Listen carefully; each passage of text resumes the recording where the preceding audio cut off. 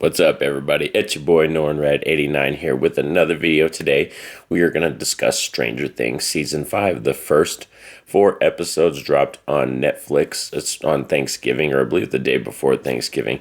I worked Thanksgiving night and Black Friday night and Saturday, and I was just involved with doing the family time and then going to work and trying to get sleep. So I saved the 4 episodes for Sunday and Monday for my days off to kind of watch them and just binge it all in a row. And oh man, I'm so excited. This is such an amazing show. And today we're going to talk about it. And I'm going to try to avoid spoilers as much as possible, but there might be a couple spoilers in this video. So just in case you haven't seen it, I highly recommend you go over to Netflix and watch the first 4 episodes of Season 5. So let's do this. Roll it.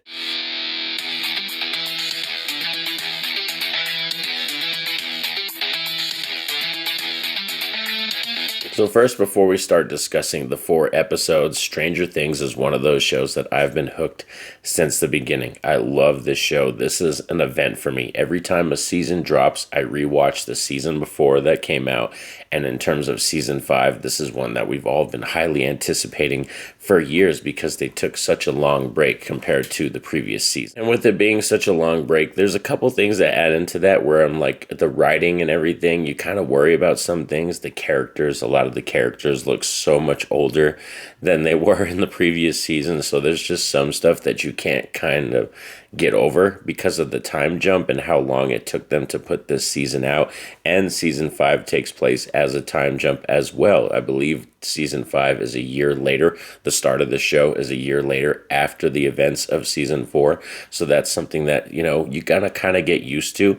But for me, the best thing about this show, Stranger Things, the reason I was so hooked on it and why I'm still so hooked on the show is the characters. I freaking love the characters, every one of them, pretty much from Steve to Eleven to Dustin, you know what I mean, to freaking Mike, Will, all of them. And I feel like some of them are actually improving too in Season 5. Even, Lucas. Lucas was one that I was never really huge on in Season 1, but after the seasons kept progressing and stuff started happening, Erica is another great side character that I really loved. I was kind of very upset that she wasn't involved in episode 1 and 2 that much. Erica doesn't pop up until later in episode 3 and 4, so I was a little upset about that because in terms of side characters, she's one of my favorites. But that is the main reason I love this show, is there's so many great characters and there's so many to get attached to, and I love experiencing the upside down and the events of Hawkins with these characters. Another thing about Season 5 is I think it looks great. The special effects, you could definitely tell they use CGI and there's green screen and stuff like that, but I feel like Stranger Things,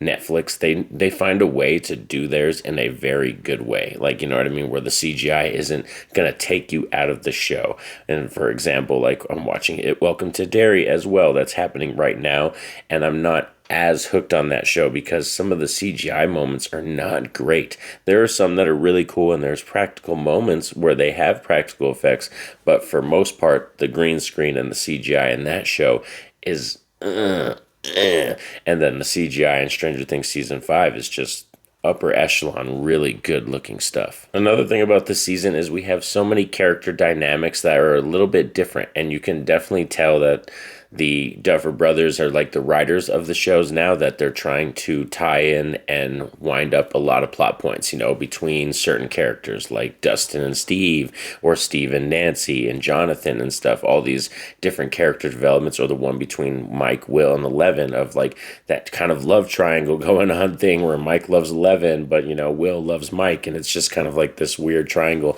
A lot of those plot points, it kind of seems like they're really trying to wrap them up, and they're paying homage to these characters and giving them more to do in this season. And when I'm talking about more to do in the season, I mean specifically with Mike and Will. Those were 2 characters for me that in the previous season and Season 4, I didn't really like them. And when we got to Season 3 and 4, Mike and Will, their characters were just falling off for me, not doing as much, and it just kind of felt like they were sidelined, and Mike was just the lover boy of Eleven, and he's just there for her support. And in this season, Season 5, Will is a major plot point. He has a lot of cool story moments with Robin, too. Robin is another great character, and I think Will bounces off of her great. And then we have Mike in the season where he finally feels like like a father figure to the group. Like, to me, he feels like the heart and the father figure to the group. And you can tell when there's serious moments going down, Mike steps up. Like, there's a serious moment in episode 4 where Mike is protecting a bunch of people and they're running around in the middle of a battle. And he's like, no, everybody get behind me. Like, Mike knows he can die. He can be the one that dies easily, you know what I mean? Shot first or attacked first, but he's stepping up as that figure because he's like, I've been through this. I know what to do, and I'm going to try to get these kids out of here safely. Because that's what we find out in this season is that Vecna now is kind of targeting a bunch of other kids. That leads us into talking about our new characters. We have Holly and Derek. Holly is Mike's younger sister, and Derek is a guy in our class, and their characters are used in this season to find out that what our new Vecna plan is, which we don't know officially the whole plan, but we know he is targeting these young children in this season. And for me, the new characters, Holly, I think Holly and Derek are cool. Derek is more of comedy relief, funny. He was kind of annoying at first, but he becomes more of a comedy relief character that you really enjoy. And Holly, I like Holly, and I don't mind her performance, but I feel like her story is taking away from the stuff that I want to see. But we will find out, because with her story, she is actually, I don't want to spoil too much, but she's actually involved more with Vecna and Max, which Max does come back in the season. I know a lot of people were kind of speculating that we would not see Max's character. Sadie Sink wasn't coming back.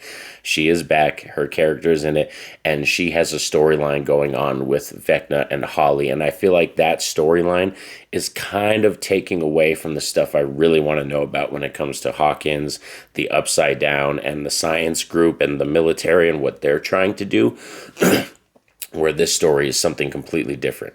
You know what I mean? Which I understand why they're doing it. I just hope they don't shoot themselves in the foot by building up too much and not being able to pay it off by the time we get to the season finale of this show. So as you can tell from me, glowing recommendations so far for season 5. Like, I'm loving it right now. It isn't my favorite season or anything like that, and the season's not done.